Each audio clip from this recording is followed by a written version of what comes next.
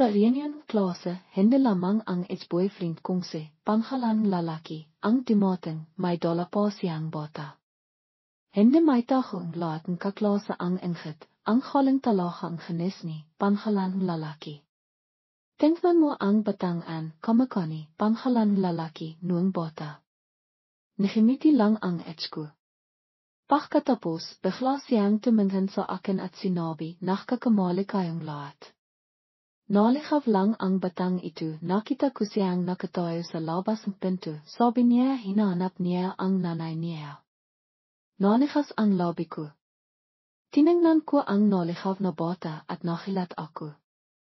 Ito ang anak kong si pangalan bata.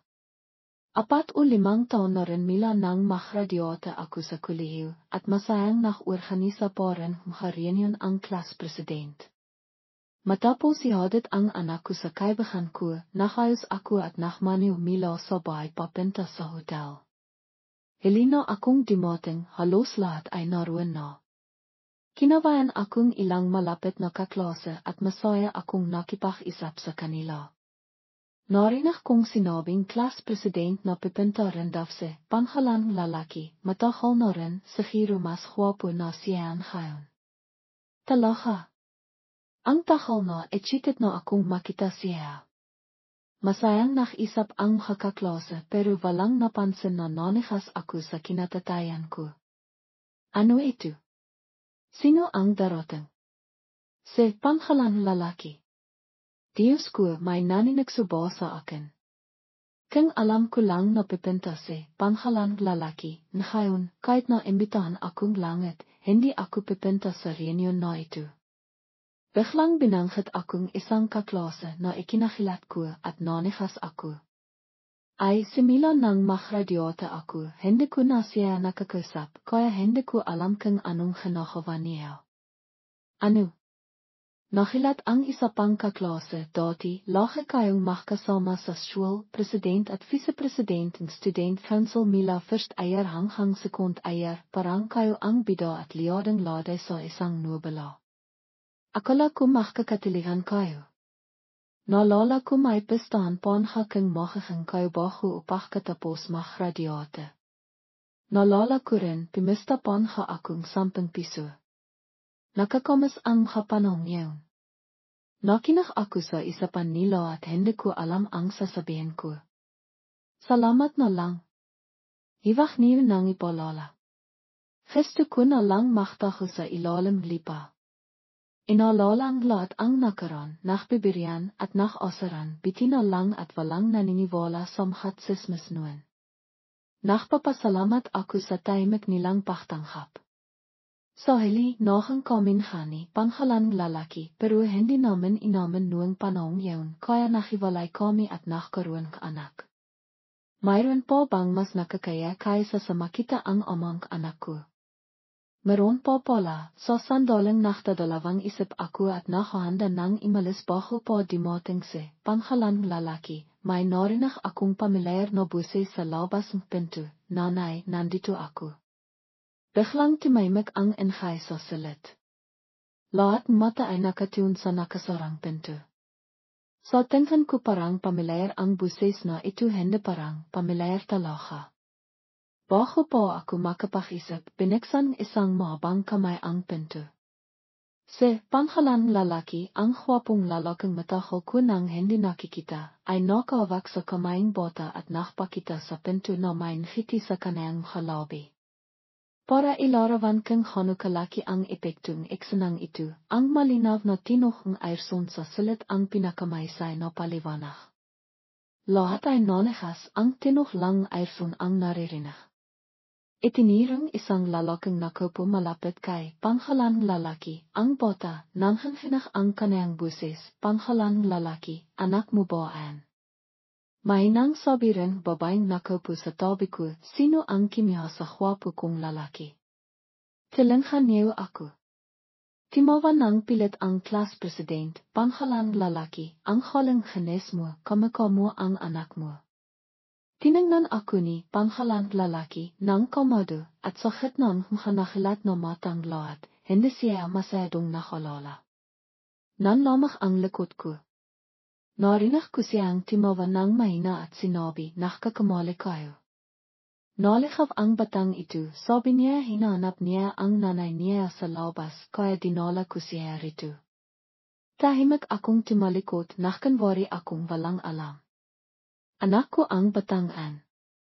Sino ang nakdala sa kanay rito mila sa bahay? Hindi ba dapat kasama siyang kaibigan ko ngayon? Paano siya nakyani panghalang lalaki?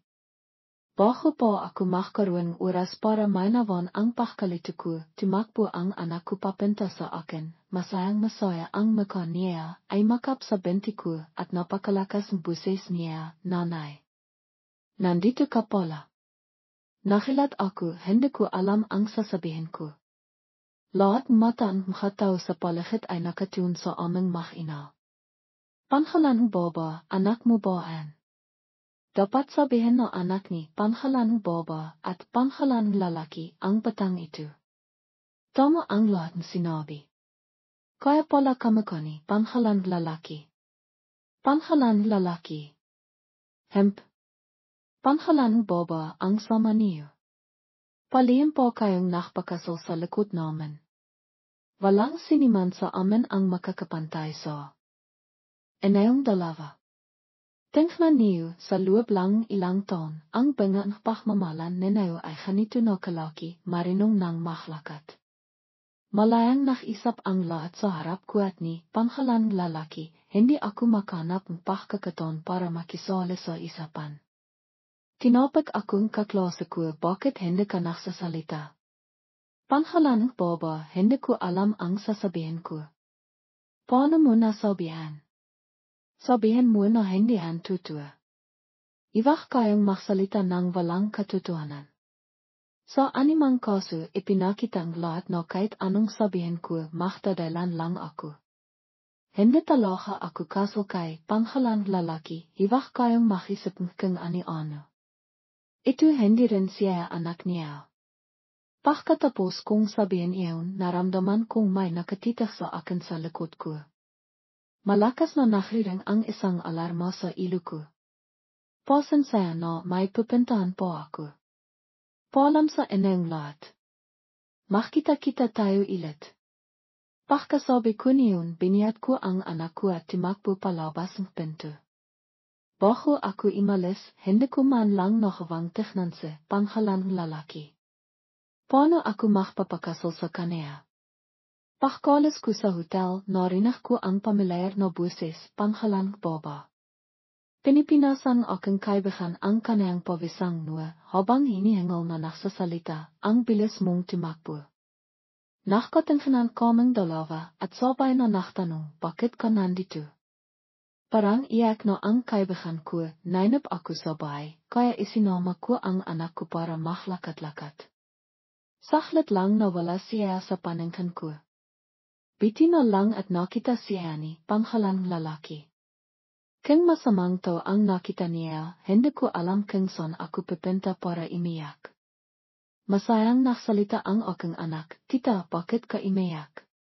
Hindi makapagsalita ang kaibigan ko, mintik na akong mamatay sa haladol sa hayo. Alam mo ba ang? Pagkatapos niyang sabihin iyon, kimawala ang anak ko mila sa akin, tumakbo patungo sa likiran, tito, nandito ako. Leminghon ako at nakita ko na sinundan na pala ako ni pangalan lalaki palabas.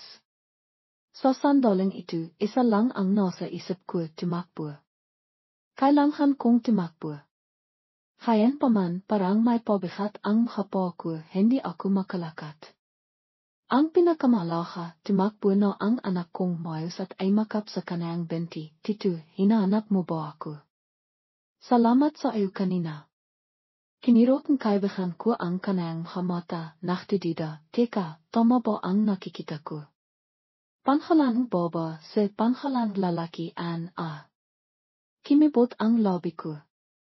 Tiningnan akong kaibigan ko ng may awa, pagkatapos ay tahimik siyang tumabi, ipinakatiwala mo sa akin ang anak mo para mag-aral ka, palihim kang nakipagkita kay pangalan lalaki, no? Mahina kong sinabi, kung alam ko lang na pipinta siya, kahit natitikan akong kitsalayo sa liyah, hindi ako pipinta. Sa sandaling itu, tila nakitang langit ang nararamdaman ko at nagsimilang imilan ng mahina. Limapit si panghalang lalaki sa tabi ko, imivina tayo. Wala sa loob kong tumango. Hatid na kita. Nanlaki ang matang aking kaibigan, imibu at hininon ang kanayang buses, sinasabi ko ng haba. Panghalang baba. Imilang ako. Pero siya. Pagkatapos kong sabihin yaon, tumango ahat ang anak ko sa hapua. Sasama ako kay Tito. Limapit ang kaibigan ko at sinabi ng mahina, kailan po noong malapit ang anak natin kay panghalang lalaki. Nachtatakan ako. Gamitin ng bahay ang lalaki ay meku para biyatin ang anak ko, ang bilis mong tumakbo kanina, may nakalimitan ko ba? Inipo ko ang katawan ko. Wen hapala nakalimitan ko ang bah ko. Nakita ko si panghalang lalaki na kamadong hawak ang bah ko. Imilan na hatid na kita. Milang nagsalita ang anak ko, salamat po. Ang bahay namin ay number 302, 3th floor, block, panghalang apartment, sa Longhai Street. Itinasang kaibigan ko ang kanayang lalaki sa anak ko at sinabi sa akin ng may kailangan, ang halang talahang anak mo. Hindi nasayang ang 3 araw na pagtitiro ko. Pagkatapos niyon, ibigay mo na ahat ang nimerong telepono ng nanay mo sa kanaya.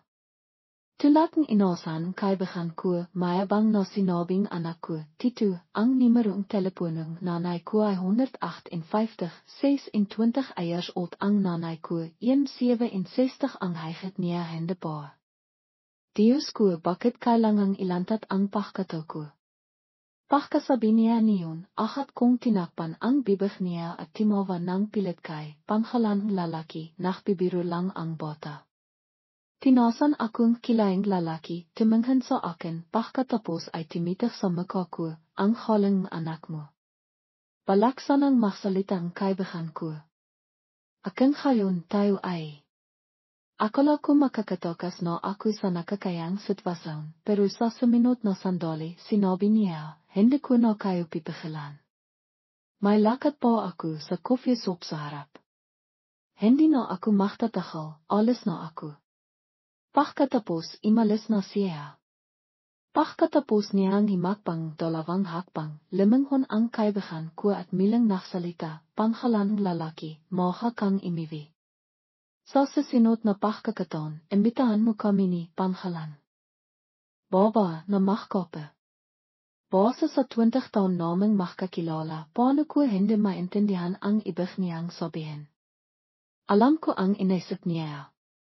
Ang magkape ay katang isip lamang, ang totoo ay gumagawa siya ang dahilan para pagsamahin kami ni panghalang lalaki. Ang halang mo talaga, kaibigan. Mabilis na tumango si panghalang lalaki, handang sumang-ayon sa hirado. Sa sandaling itu, nasiyahan ang kaibigan ko, kung hayon pa lang. Iniwan na akong babaeng itu at ng anak ko. Iniwi na tayo. Mahina at mababang buses ni panghalang lalaki, maingat niyang tinakpan ang anak ko para hindi malanan. Ahat namang nakmamadaling sinabing anak ko, nanay, bilisan mo, baka mabasa tayo. Sa sandaling itu, napaktanto ko na ang habata sa panahon pagsabong wika ay hindi palahing magandang bahay. Sumiko sa tatana, sinindan ko si panghalang lalaki, papunta sa kanayang kotse. Sa doon, parang 800 taon nang hindi nagsasalita ang anak ko, Tito, kilala mo ba ang nanay ko?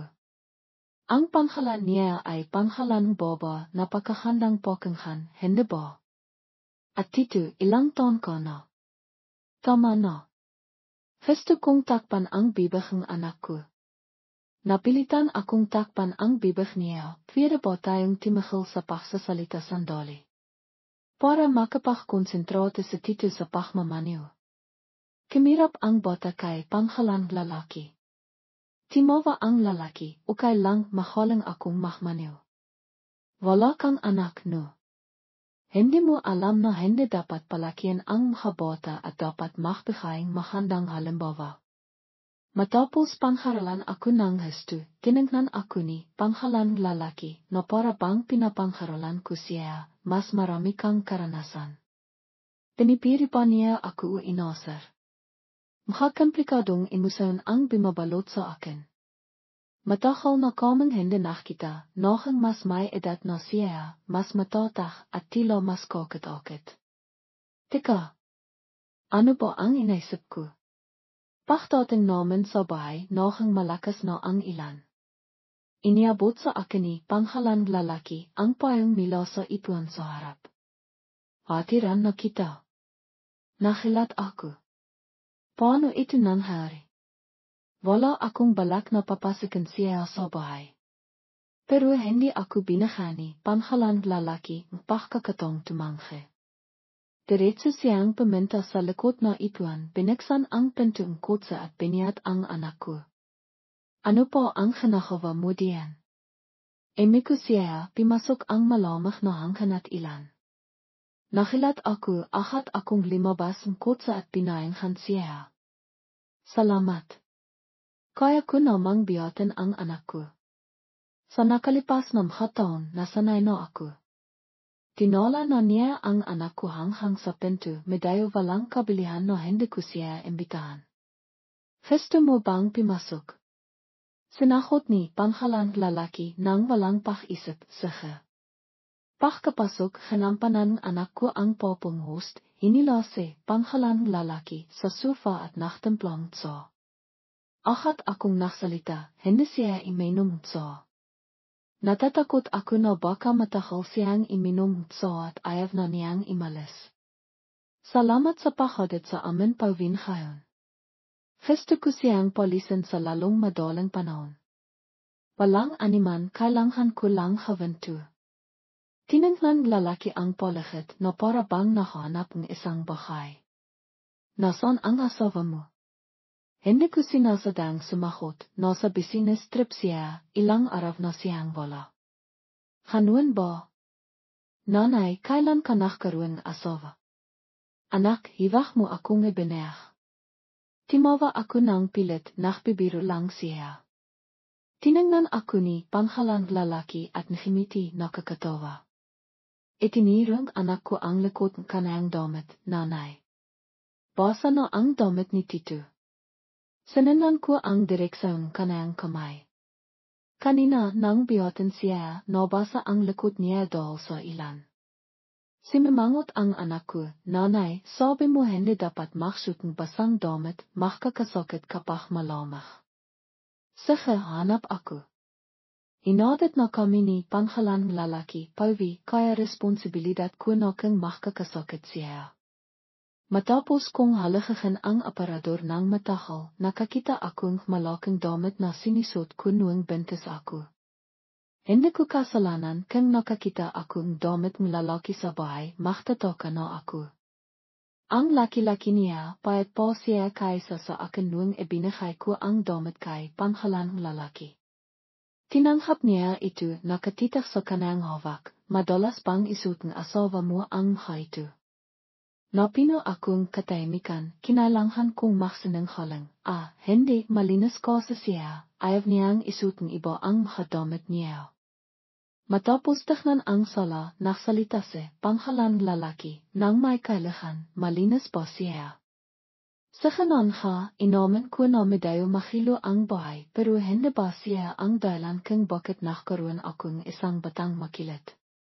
Paano magiging malinis kapag may bata sa bahay? At wala akong kakayang kimihang ayaya. Magbihis ka na, laban ko ang marimi mong damit, madali lang aun.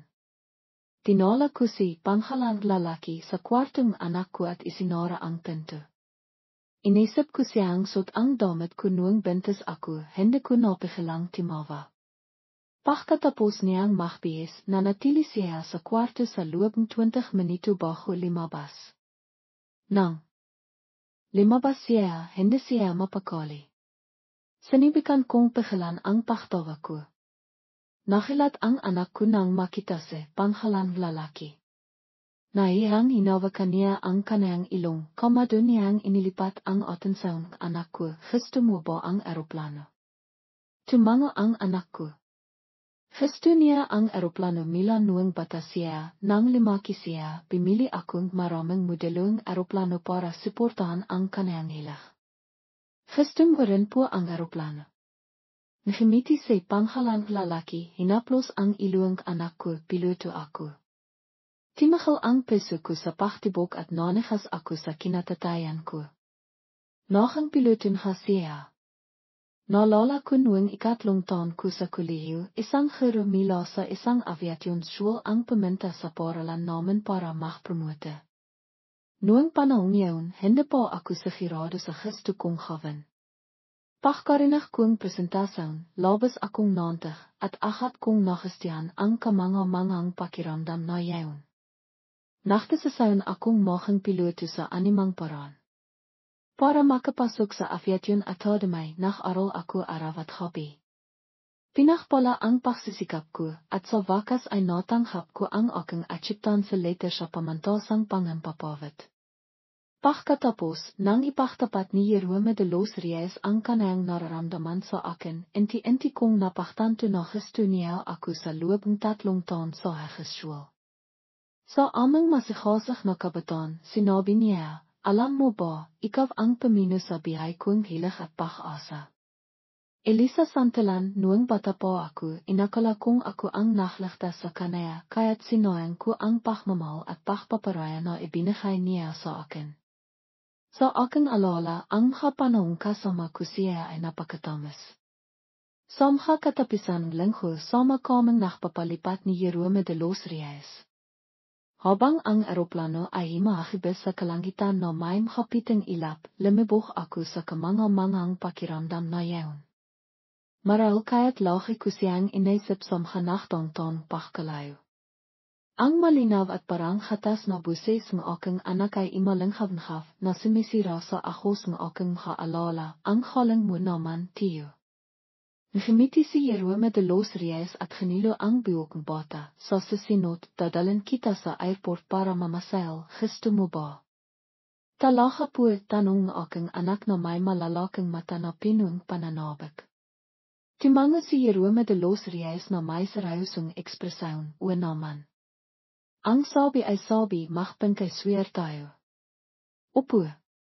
Pagkatapos kina ni Jerome de los Reyes ang kanayang damit, timahal siya sandali at sinabi, salamat. Napakalayo ba namin sa isa't isa? Sa labas, himinto na ang ilan. Nakpalit ng damit si Jerome de los Reyes at imalis. Pinanuot ng aking anak ang kanayang pahira na may nakatibiling mata, nanay. Gusto ko po ang tiyo. Gana katahal bago nagustuhan aking anak si Jerome de los Reyes. Ito ba ay dahil sa relasyon mo deho? Pagkalis ni Jerome de los Reyes, timawak ang matalik kong kaibigan. Walang lakas akong naksalita, akala ko may data ka. Iwak mong subikang ilipat ang paksa, pakisapan natin ang tutong isapan. Ano nasa inaw ni Jerome de los Reyes? Anong ano?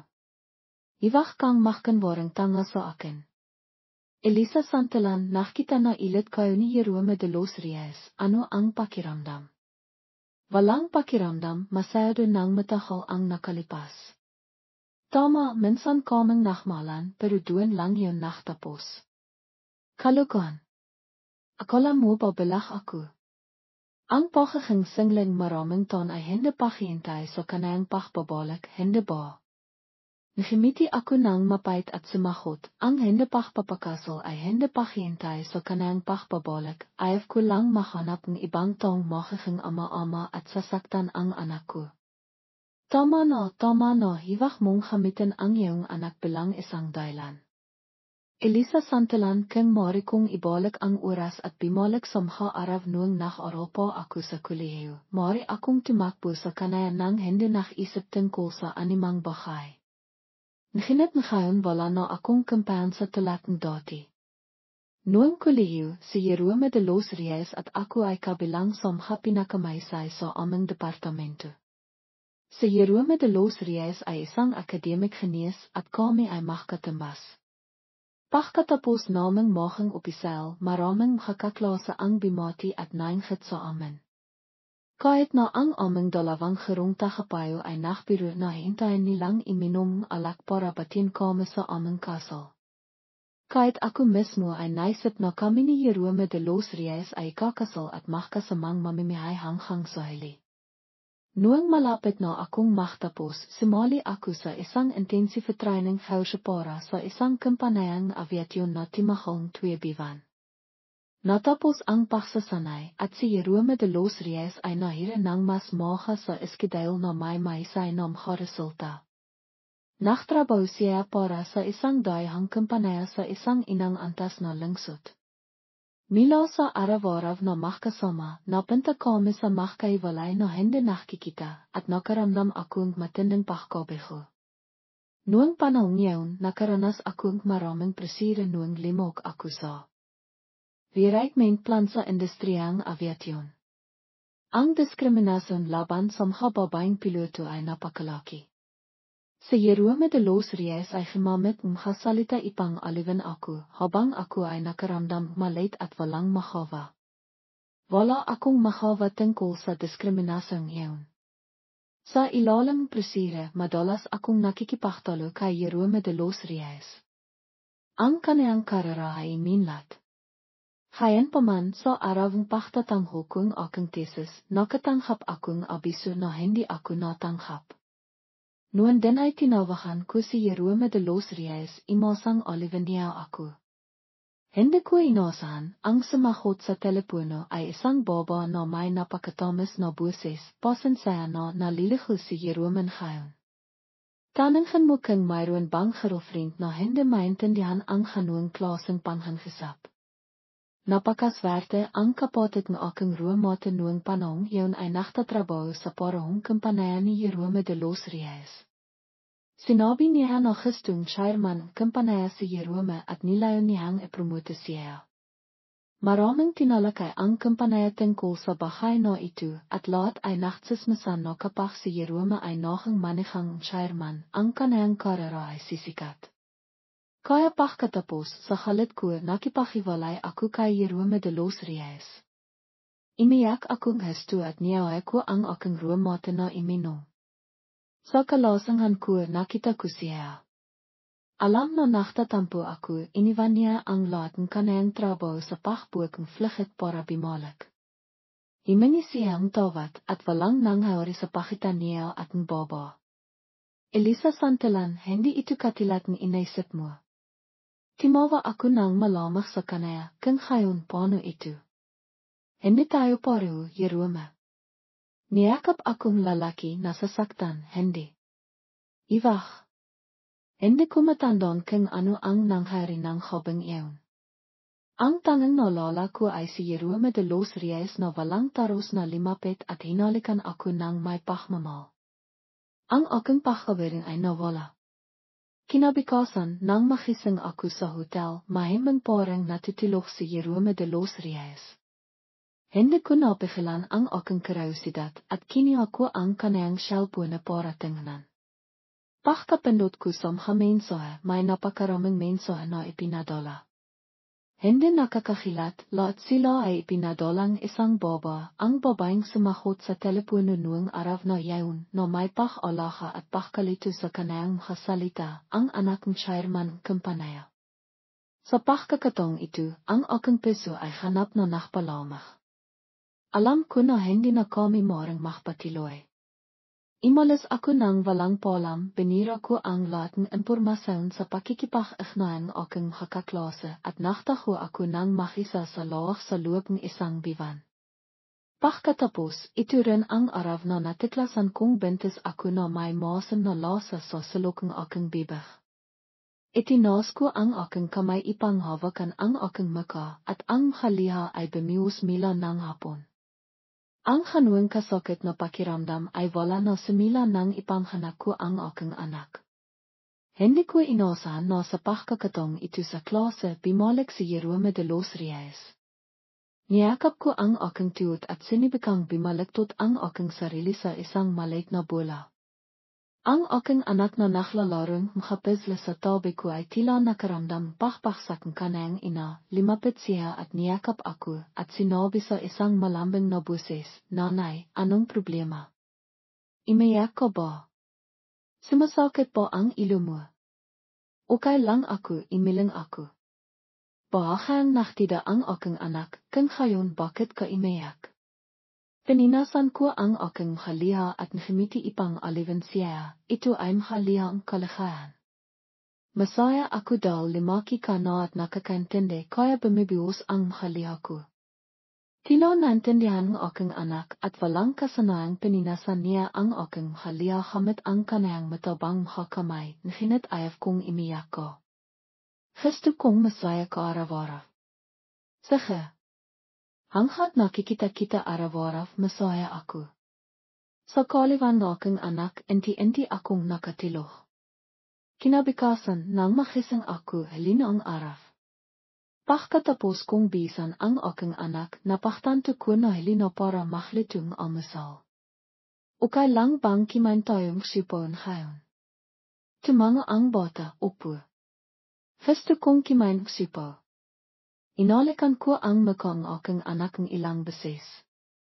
Isang hang nakakapagpakaling na peso. Sa aking pagkalala, tila hindi kailanman humawang halo ang aking anak ng walang dahilan. Pagkabikas kong pinto, nanikas ang buong katawan ko. Mas mabilis na tumahon ang aking anak, binuksan niya ang kanayang kamay at simahaw ng may kakalakan, "Tio. Tio Jerome. Jerome de los Reyes. Bakit ka nandito sa oras na ito? May problema ba?" Tanong ko. Lemiut si Jerome de los Reyes at niyakap ang aking anak, "Hindi ba ako maaaring pumunta para bisitahin kayong mag-ina kung walang dahilan? Pasensya na, natatakot akong hindi kita matutulungan ngayon. Kailangan kong ihatid ang aking anak sa paaralan at pagkatapos ay pumunta sa trabaho. Utatawagan ko ang iba kong kakaklase para sa iyo." Timanhan ng diretso sa aking mata ang lalaki. "Nandito ako para ihatid kayong dalawa." "Saan pupunta bakit?" Ininak ng aking anak ang kanayang liyak ipang tingnan ang bah na popol at pimalakpak ng may kakalakan, ang bango. Ang halang-halang naman ni Tio Jerome. Ako at si nanay ang nakpatilong sa kanaya na bimili, tama ba? Napayaya ako at nataranta. Nakimiti si Jerome de los Reyes at tinanong ako, "Kimain ka na ba?" "Kimain na ako, hindi pa ako kimakan." Mahalang na nagsalita ang aking anak para sa akin. Timanghan sa akin si Jerome de los Reyes ng may kalahan. Bagamat hindi pa siya nakpalaking anak, tila hindi mahanda ang pagsasinanghalang sa harap ng kabata. Nakaupo sa malinis at maayos na kotse, kimiya akong isang sipaw at kimain ng walang lasa. Mayroon ding isang tinghan na madalas na bimibisita sa akin. Sa wakas ay hindi napigilan ni Jerome de los Reyes at nagsalita, "Wala ka bang hana? O hindi masarap ang sipaw?" Imiling ako, hindi ito dahil sa taong nasa harap ko. Pagkarang isang segundo, milinihang sinabi, "Hindi dahil sa akin, diba?" Nabasa niya ba ang inaisip ko? Nakimiti ako ng pilit at sumagot, "Hindi." Kagabi ay kimain akong sobra, medyo besok pa ako ngayon. Wala ka bang flight ngayon? Nakabakasan ka ba? Imiling siya at timinghan sa akin na parang naktatanong ng walang taros, "Narinig kong naktatrabaho ka sa Makaworld. Narinig mo? Sino ang nagsabi?" "Kamakailan lang ay nakpaho akong trabaho, ang 5 kampanaya ay medyo madali, nahinat ang sweldo ay medyo mababa. Ngayon na malaki na ang aking anak, ang tuition fees at mga talent classes ay nangangailangan mas maraming pondo. Kamakailan lang ako nakpahong trabaho, hindi na ako naktatrabaho sa Makaworld." Hindi nakpaliwanag si Jerome de los Reyes, nahinat nakimiti lang, hindi nakakapagtaka na hindi kita mahanap. Kung hindi dahil sa madalas na pakyang klaseng ito, natatakot akong kailangan kong magpatuloy sa paghahanap sa iyo. Hanapan ako. Nahilat ako. Anong ibig sabihin magpatuloy sa paghanap? Pagkatapos mong makipaghiwalay sa akin, hindi ba dapat kang magpakasal sa anak ng chairman? Mali kang ikakasal ka, hindi ka na magiging piloto. Gusto kong itanong sa kanya ang kabahay na yaon, nahinit ng pakisipan ko ito, hindi na malaga. Sa animang kaso, maraming taon na kaming nahiwalay, hindi na kinakailangan na magtanong tungkol sa nakaraan. Pagkatapos ang pakikipaklaban ng paulit-ulit, nagpatuloy akong tumahimik. Sa dawn, hindi ko binika ang aking bibig at palagi akong nag-alala dahil natatakot akong may sasabihin siya. Sa kabitihang palat, tahimik siya sa buong dawn at inihatid niya ako sa harap ng aking kampanaya at pagkatapos ay imalis na may kalayan. Ngayong imaha, ako ay nakakalian at wala akong nagawa ng tama. Hindi ko mapigilan ang aking sarili, kaya tinanong ko ang aking matalik na kaibigan, sabihin mo sa akin, nababalak ba si Jerome de los Reyes? Ano? Hindi mo pa nakikita? Hindi siya nababalak, sa tingin ko gusto niyang bumalik sa iyo. Ano ba? Iwag kang magbiro, hindi nakakatawa ito. Nagang seryoso ang aking matalik na kaibigan, sino ang gustong magbiro? Ito ay may kaugnayan sa iyong habang-buhay na kalagayan. Siguradong hindi ako magbibirong ganito. Nang malapit na ang katapisan ng isang araw ng trabaho, biglang ipinahayag ng aming leader na magkakaroon kaming teambuilding na isang grapphamen ngayong gabi. Original kong balak na magtailan na magang imalis, nahinit bago ko pa man mabika ang aking bibig, na nawan na akong manager, kailangan mong pumunta, Elisa Santillan. Sinabi ni Chairman de Mahayba, ang hapinan ngayong gabi ay isang welkome partay para sa iyo. Sa totoo lang, hindi na kailangang magbigay welkome partay. Hindi ako kailangan. Nakanwari akong nagsalita. Pero wala kang sinabi. Siguradong kailangan mong sumali. Kaya wala nang ibang pagpipilian kundi ang iasah ang gawaing pagkiya sa aking anak mula sa paralan sa aking matalik na kaibigan. Sinabi ko Mili, hindi ba't abala si Jerome de los Reyes? Gustong-gusto rin niya ang iyong anak, hilangan mo sa kanya na pumunta at kinansiya. Hindi ko alam kung ano ang sasabihin, sumagot ang aking matalik na kaibigan, iwag mo akong hanapan ng trabaho, okay ba? Ang pagtawag kay Jerome de los Reyes na kinan ang aking anak ay hindi ko sang handang pahihinto ko sa trabaho, hindi ba ka mas mahanda pa yaon? Pagkatapos, direktang hinila akong aking makakasamaan sa kotse. Ang partay ay hindi maiwasang mag-imbitang ilang inimen. Alam ko ang kakayan kong iminom at tumanghi ako nang pilitin akong magpatuloy sa pag-inom. Sa pagtatapos ng teambuilding, sumandal ako sa dingding at nailo ang aking isip. Ang aking limang trabaho ay madali, hindi lamang may oras ako para alahan ang aking mga anak, nahinit hindi ko rin kinailangang harapin ang ganung klaseng kulturang pag-inom. Sinibikan ko ang aking makakaya ipang aliwan ang aking sarili ipang kimama at matitong imangkop sa kasalukiyang trabaho na may mataas na sweldo. Sa sandalang yaon, may isang kamay na imabot mula sa likiran at inalalayan ako. Paklangon ko, nakita ko ang isang pamilyar na lalaking kasamaan, nahinit hindi ko malala ang kanayang panghalan. Ang makang lalaki na nasa afroha na antas ay pila, at medyo noital siya kapag nagsasalita, Elisa. Elisa Santillan-Tilanghan na kita. Salamat, hindi ako lasing, inalis ko ang kamayang lalaki at ako ay kapakapang naglakad palabas. May malabong imahe sa harap ng aking mga mata.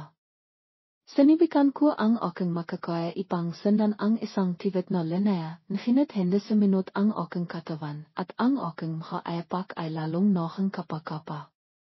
Himilak ako sa kaliwa at pagkatapos ay sa kanan at pagkatapos ay dimiretso ako pasulong. Sa pagtingin sa mga hakbang sa aking harapan, malungkot akong pimikit. Sa pagpaksak na ito, hindi kaya ang aking mukha ay magiging deformit. Walang sakit talat na sa aking imahinasyon. Na log aku sa isang minute init na akap. Pachtang halaku nakita ko ang halit na mekani yeroo medeloos reis. Hindi ko mapigilan ang pakiramdam na sa tingin ko ay lasing akong ngayon at nakikita ko ang mekani yeroo medeloos reis sa lahat. Inila akong lalaki sa kanang akap. Inilig ko ang aking ilo sa kanang balikat. Ang lalaking kasamaan sa likiran ay naksalita ng may gelat, "Ikaw sino ka?" "Ako ang boyfriend ni Elisa Santalan." Ang kasalitang iyon ay nakbalik sa akin tulad nga ako ay nasa kolehiyo. Kinirot ko ang pisngi ni Yeroo Medeloos Reis at ngimiti, "Boyfriend. Kamusta boyfriend, matagal na tayong hindi nakita." Ngimiti sa akin ang lalaki. Ang hindi napapanong buses ng lalaking kasamaan ay milang imalanghaf, "Boyfriend.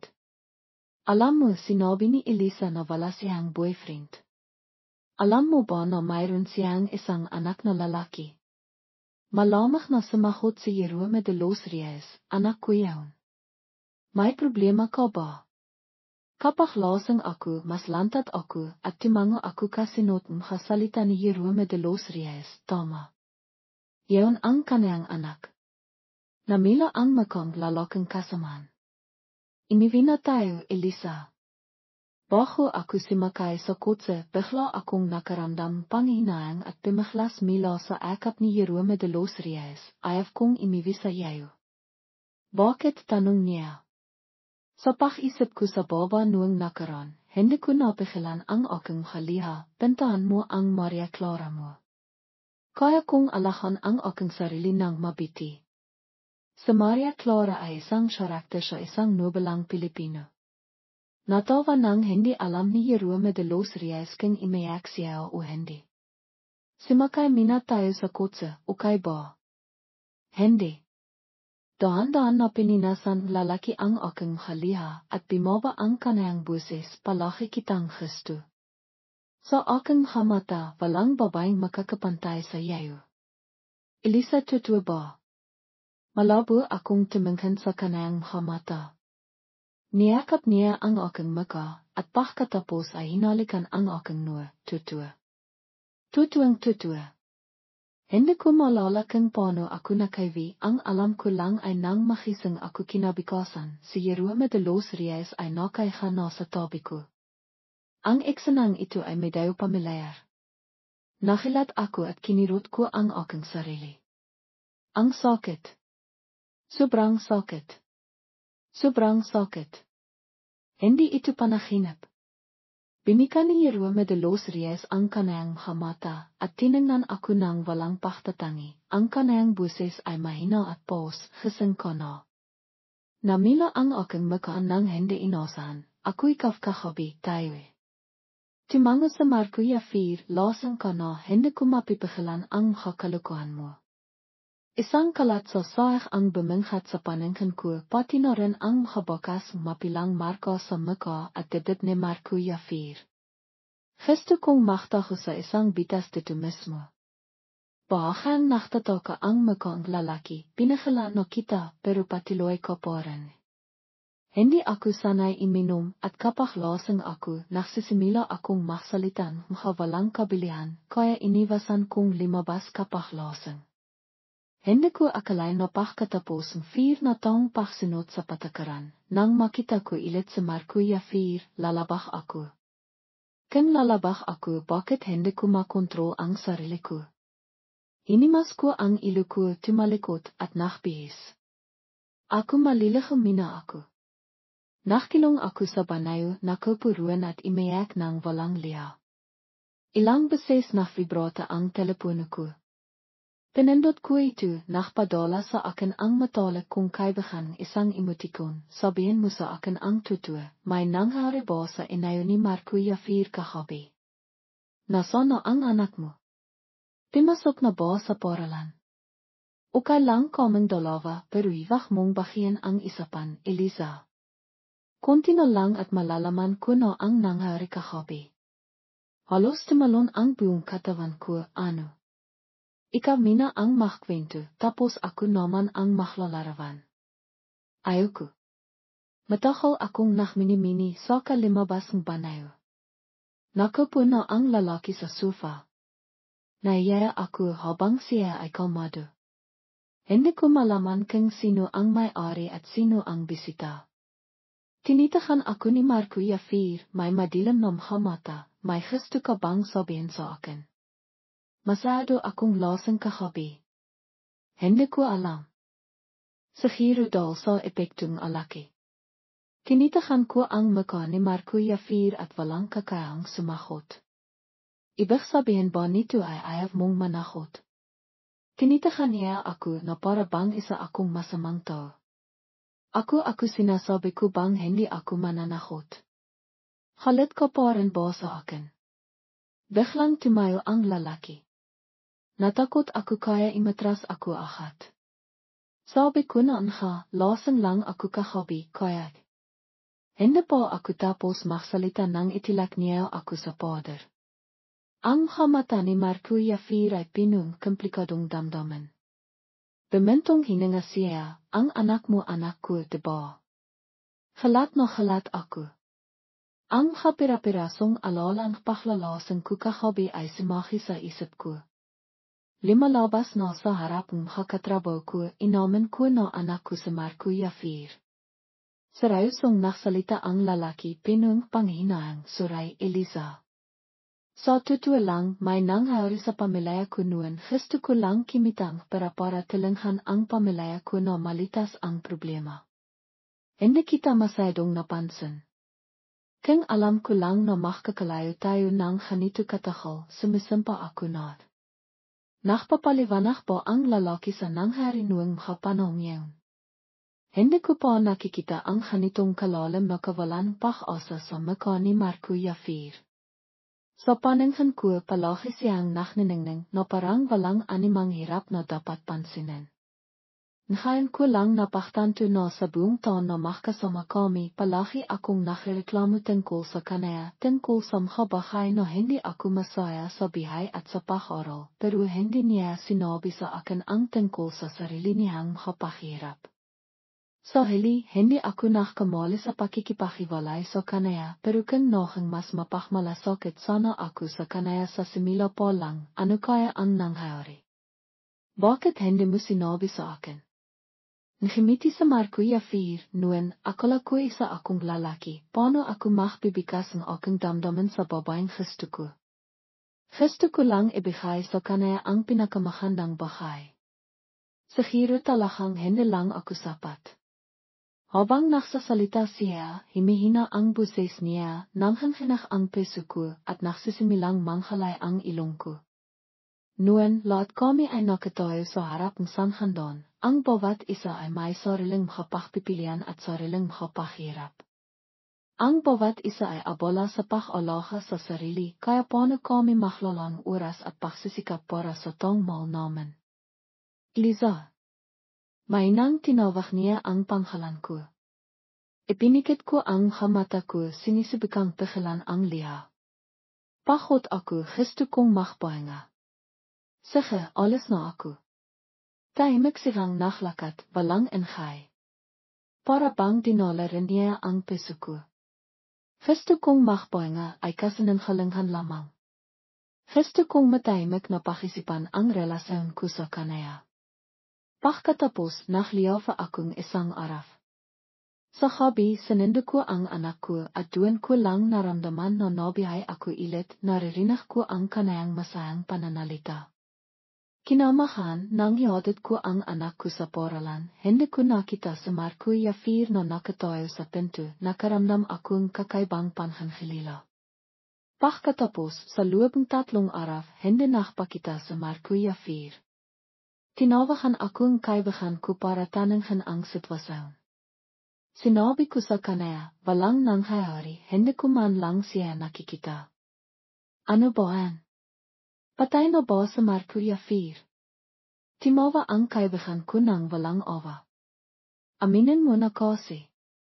Halata naman na nakalala ka sa kanya, nakpapanghap ka pa. Ang haling mo, nakabanggit ka na sinayang mo pa, wala na siyang natira, at hindi ka pa rin niya pinapanahot, ano pang problema mo? King alles se Markuya 4 nang walang sinasabi te laten genawa mo noon mapapata wat mo basia. Hindi siempre. Yan ang sinabi ko sa kaibigan ko pero sinabi ko rin sa sarili ko, siguro bibigan ko sa Markuya 4 ng isa pang pagkakataon. Ngunit ang pakiwalay namin ng dalawang beses ay nakpapaiwatig ba na wala talagang kapalaran sa pagitan namin.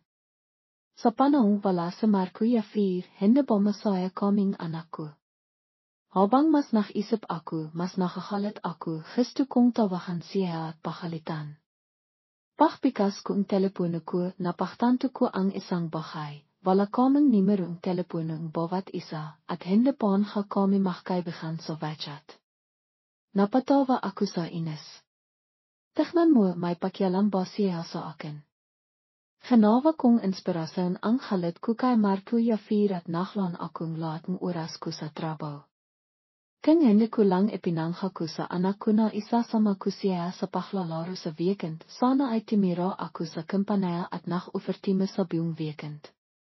Madaling araw ng Sabado, habang mahimbing pa akong natutulog, narinig ko ang tinog ng doorbell na parang gustong pimatay, tuloy-tuloy ang pagtinog. Galit akong tumayo at binuksan ang pinto.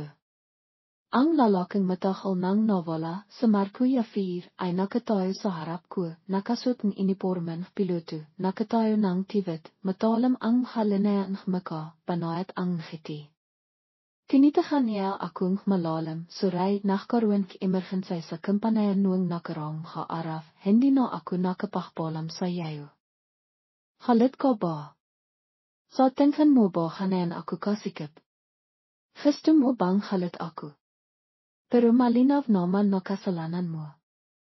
Dapat sinabi mo mina ang lahat bago ka imalis, hindi naman sa hindi ka makapagsalita. Sa sandaling itu, lumabas ang anak ko mula sa kwarto, kinikisot ang mata, at inantok pa, nanay, parang narinig ko ang boses ni Tito Marco. Tito Marco, nandito ka na. Ang gwapo mo. Nang makitang anak ko sa Markuya 4 na nakatayo mula sa malayo, tumakbo siya agad, at binika ang kanyang braso. Ang achievement niya ay lata. Pinilipot niya ang braso sa liig ni Markuya 4, tumingala at tumingin pababa, tumingin sa kaliwa at tumingin sa kanan, na parang isang masisang bata. Tito, ang gwapo mo sa suot mong uniforme. Lilipat ka ba ang eroplano ngayon? Makang nag-alala sa Markuya 4, gusto mo bang dalan kita para makita ang eroplano ngayon? Gusto ko po. Nanay, sasakay tayo sa malaking eroplano ngayon. Hindi ako sasama. Nahiya akong tumanggi. Ina, kung sasama ako baka gusto ko ilit maging piloto. Pangalawa, tinipat na ni Markuya 4 ang pangharap ko noon, kaya medyo kakaiba ang pakiramdam ko, kahit na palagi kong nararamdaman na may kulang, pero ayos lang, hayaan na. Inawakan akong lalaki sa kamay, hindi ako pinayahang tumanggi, kailangan mong sumama. Sa hili, hindi ko kayang talinin ang dalawang mag-ama. Sinundan ko sa Markuya 4 sa kumpanaya niya. Pagkatapos makilala ang kanyang kasamahan, limapit ang lahat para makipag-isap, kailan po nagkaroon anak na lalaki si Kapitan Marcho at hindi niya sinabi sa amin. Sobrang komportableng tuno ni Markuya 4 sa susunod na pagkakataon, imbitahan ko kayong lahat na iminom para ipagdiwang. Ipagdiwang? Anong ipagdiwang? Tinitahan akong makasama niya nang may pagtataka.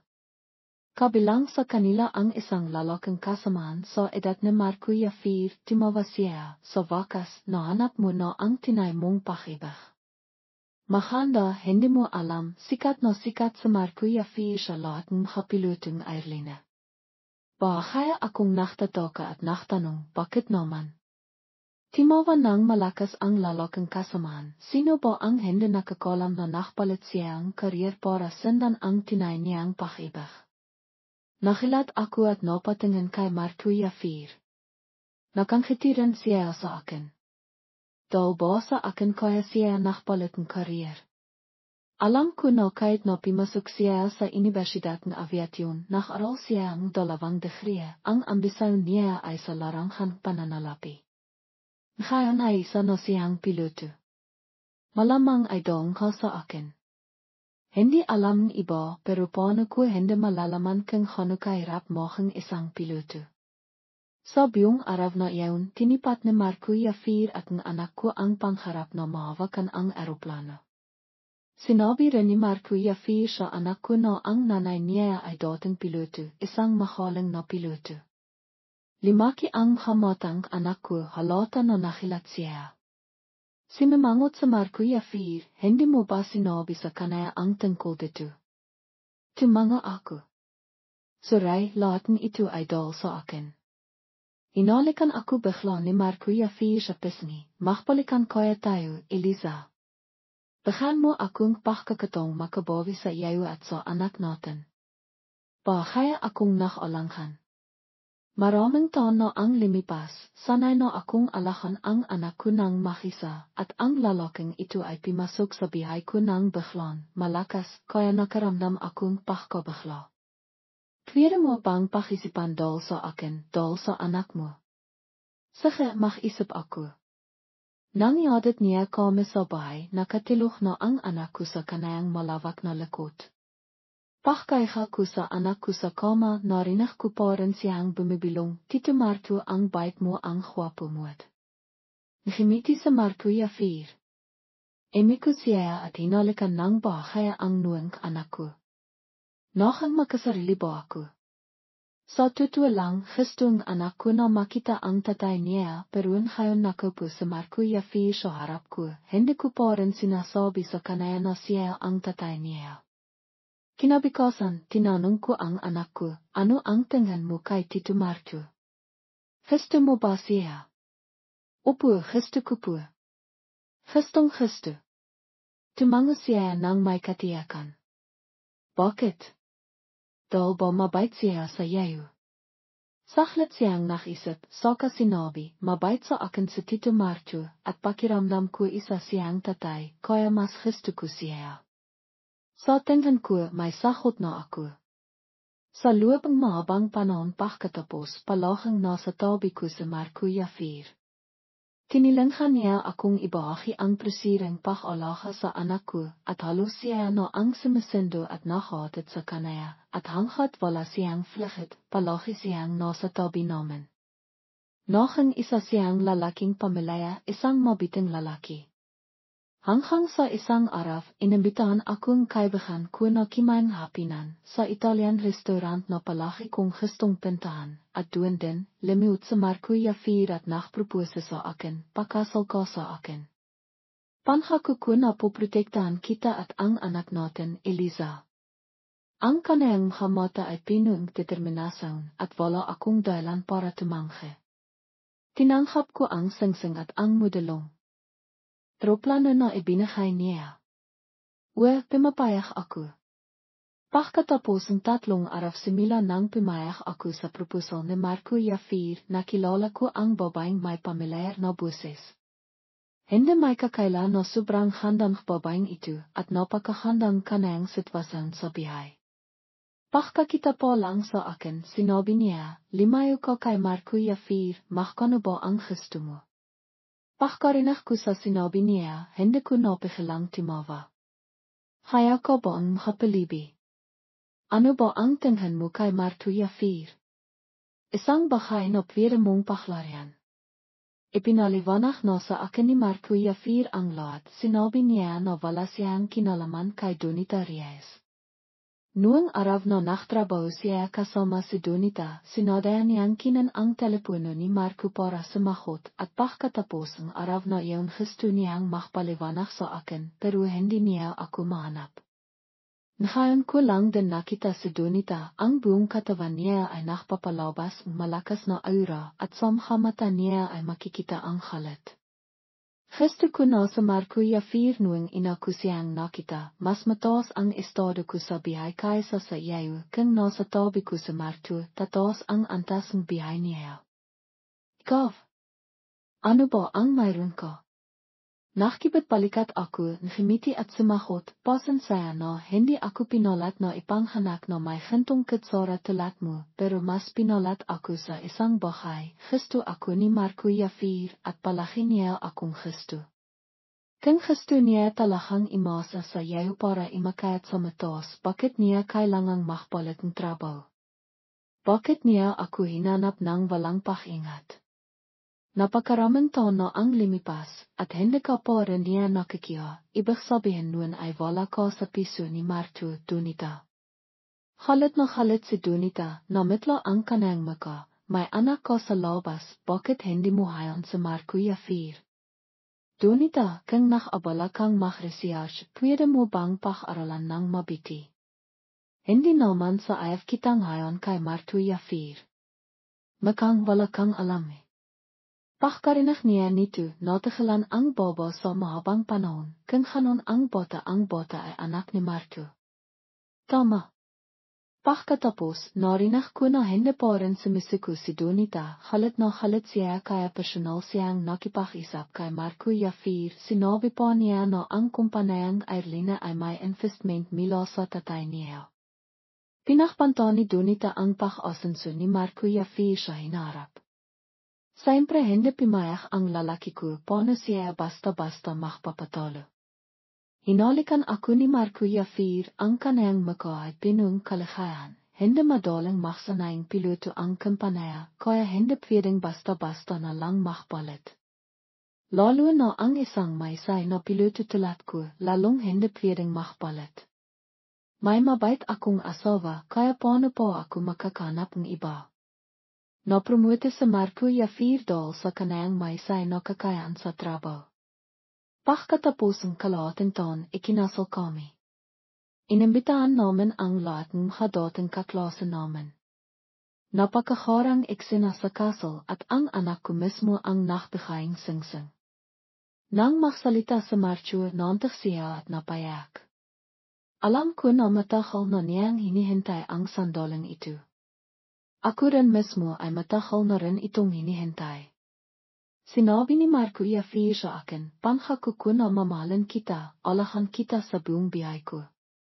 Hindi samang-ayon ang anak ko, tumayo siya sa gilid at nagsalita, Tay, paano naman ako? Magkaiba kami ni nanay, dapat mahalin mo mina kami ni nanay. Binihat ng lalaki ang anak ko, at pagkatapos ay niyakap kaming dalawa, salamat, asawa ko. Maraming salamat at kailangan mo pa rin ako.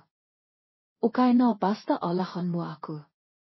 Pinilipot ko ang habraso ko sa baywang ni Marko Yafir at hinalikan ang mukha niya.